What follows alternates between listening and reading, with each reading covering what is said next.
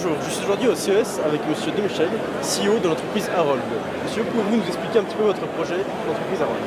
Alors, le projet, ça concerne un système d'intelligence artificielle dont l'objectif principal est de nous permettre de trouver, à nous en tant que personnes, réellement ce qui nous convient, en évitant complètement les biais marketing, en évitant toutes ces choses qui font que ce qu'on nous propose est rarement aligné sur réellement ce qu'on aime, et surtout en protégeant complètement nos données individuelles. Comment se passe le CES pour votre entreprise? Beaucoup de contacts, pas mal de gens qui visitent pour voir, mais aussi pas mal de gens qui viennent qui sont vraiment intéressés et intéressants également. Vous aimez le restaurant, vous allez au restaurant souvent, vous répondez, vous préférez les restaurants italiens, restaurants français, on va vous trouver des restaurants proches de vous, très rapidement, et qui correspondent parfaitement à vos goûts. Et en fait, la grosse différence avec les assistants personnels, c'est qu'aucune donnée n'est diffusée, aucun restaurateur ne nous paye, rien, tout est contenu dans un petit boîtier.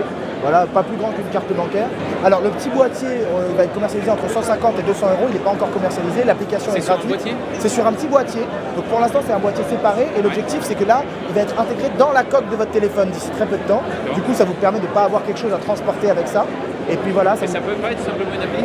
C'est une appli, mais le problème c'est que s'il y a juste l'appli, vos données ne sont pas sécurisées. Alors déjà ça m'apporte de comprendre les vrais problèmes qu'ont au quotidien une entreprise comme Harold, qui est une entreprise qui est jeune, qui a été créée il y a 2-3 ans et qui a effectivement du mal à se développer pour l'instant. Alors ça vient, mais justement ça m'apprend à comprendre comment développer une entreprise, être au contact des vrais entrepreneurs, ceux qui aujourd'hui créent, ce sera peut-être moi dans quelques années.